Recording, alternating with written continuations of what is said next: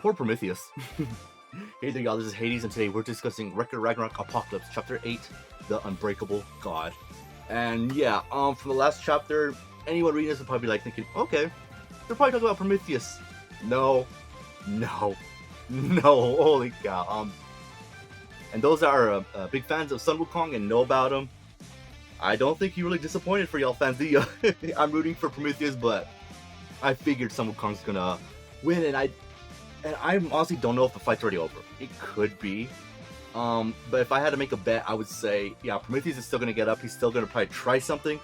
But I do believe, yeah, Sun Wukong's going to win this fight. He's going to win this fight. I think Prometheus, there's nothing he can do.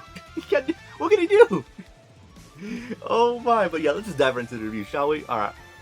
We cut to Prometheus bringing Sun Wukong, and he's giving him a right hook right across the neck, slamming him into the ground. So it seems like Prometheus has been pounding right at Sun Wukong. Sun Wukong has been eating it all.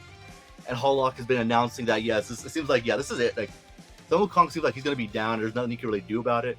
But Prometheus isn't really too sure himself. He's like, yeah, he's been taking it, but no, he ain't done, because he hasn't quit and he hasn't died. So clearly there's some but I'm still gonna fight him. But I get why he's known as equal under the heavens. And then we cut to Sun Wukong getting up as it's revealed that he's known as the Unbreakable God. And we cut to some of the backstory on him on Journey to the West, which is actually pretty cool. And I was right. I want to say I called it.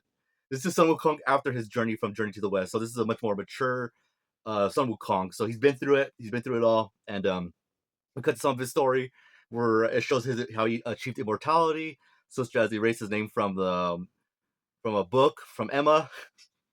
Which is funny enough. Emma's a fighter, and we see him again in this chapter, which is pretty cool. Where he ate the peaches of immortality, ate the elixir of mortality, and he did so much more other things, immortality and actual mythology. But then there's like 3 years. So does this mean that Sun Wukong is he like actually impossible to kill in regular Ragnarok, or does that mean that he's just that much harder to kill? Because they do say that he came from a rock with a very durable body. And Emma does bring up, well, it was a barely durable body, which I guess he means like it was above average, but Sun Wukong, well, we'll get there. But yeah, Sun Wukong just being this massive force here that's just ready to throw down. Like, he gets up and he's ready, and Prometheus knows it. But Sun Wukong starts laughing. He's like, you know what? I haven't felt like this in who knows how many thousands of years, and I'm going to repay you for that. So I'm assuming he means like excited, like an actual fight. And he summons his power pole. Dragon Ball reference. If you know, you know. And right there, people are like wondering, like, well, where do you get it from? But it does say here, from the ear of the great sage, heaven's equal, he took out that. So I'm assuming he hid it in his ear and he got it out. Okay, I would have just assumed it was in his pocket, but I don't know, it was in his ear. So it was probably in his ear, behind his ear, probably behind the glasses, maybe. But yeah, he got it out. And right there, people are like, oh, freak, he's bringing out his staff, which is known as the Ryu Jingu Bang. I'm just going to call it Power Pole. I can't pronounce Chinese all that well. And then you even get Ares. He's like, what in the world? Like, where do you get that from? And what's that energy coming from? And Hermes brings up like, yeah, that's intense, as he says, a masterpiece made by the Tashingan Majon, made of rare divine iron, and weighs 13,500 cattle, approximately 8 tons. The Ryu Jingbang is said to be freely expandable, but that unusual atmosphere. And then right there we get Hercules telling Prometheus, watch out, Prometheus, like, Prometheus, watch out. So Hercules knows what's going on. Like, he more than likely knows, oh, freak, that stuff is bad news. You just gotta avoid it. And, well, Prometheus does try to avoid it because he senses some, like, massive aura coming from Sun Wukong. He jumps out of the way to make some distance, but when it comes to Sun Wukong and his staff, there's no such thing as making distance between you and him. Because as soon as Prometheus jumps away, he extends it, hits Prometheus in the chest, and inner monologue of Sun Wukong, he says, but against the Ryu Bang, the very concept of distance does not exist. Shifeng, what Ali? And then right there, Prometheus just finds himself in like some kind of weird, like it's kind of like I guess the best thing would be like kind of gets like domain expanded on by Sun Wukong.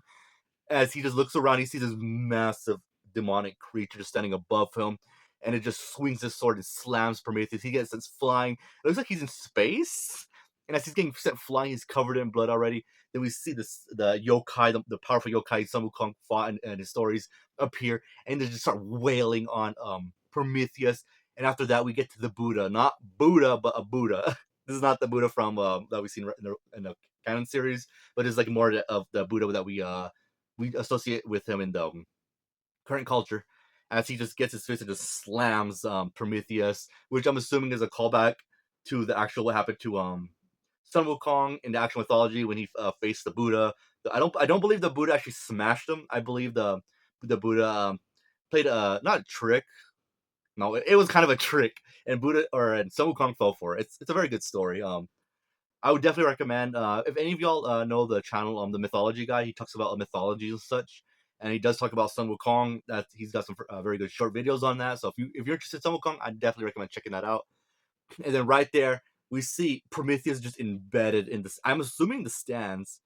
It looks like the people that are watching. It looks like they're gone. Like I don't know what happened to them, but there's this massive hit. And he's like embedded into the wall, into the stands. It looks like he's probably out of arena, but if he can still fight, they'll probably allow him to fight. As he's just right there in this bloody, bloody mess, as Sun Wukong says, "Now, I've returned the favor."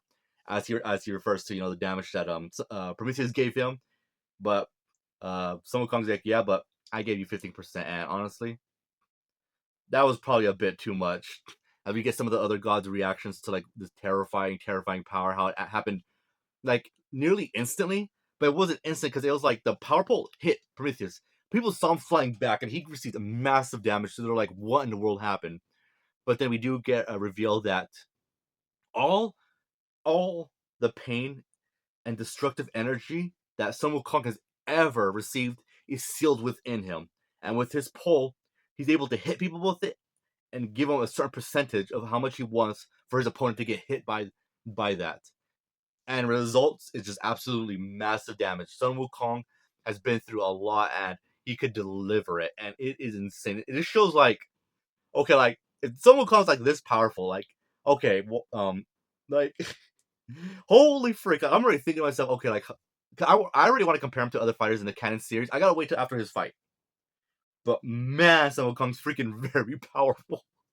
Like I'm already thinking of the humans I could think like any human probably would all the humans you've seen could probably more likely take the hit of what Prometheus just did. It's just geez, they're gonna be jacked up, but holy cow. And then right there we see Prometheus bracelet break, and then the chain all the way to Sun Wukong just shatters. As Sun Wukong's like, "Oh, seems like I overdid it as I thought. 15% was too much." End of chapter. So again, I think Prometheus is still gonna fight, but I think he's gonna lose. I don't think he can win this against Sun Wukong. Sun Wukong seems way, way too powerful. I'm gonna give this chapter at 9 out of 10. It was great. I loved it, and I think the explanation of Sun Wukong's ability, his power, I think that's freaking brilliant. I don't know if he could do that in actual lore. If he could, that's freaking crazy. But yeah, my boy Prometheus, he's down. He's not gonna win this. If he's gonna what could he do? What could he do? Unless he has like some kind of power that involves fire, which maybe because he's known as the Fire Titan. But when it comes to Sun Wukong, like what's he gonna do? But yeah, we got just a tiny bit of Sun Wukong. We might get a little bit more later on, but we just got a tiny bit.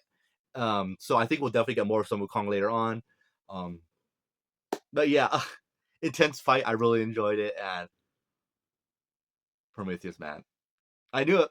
But friggin', I didn't think it was gonna be this bad. And amazing ability.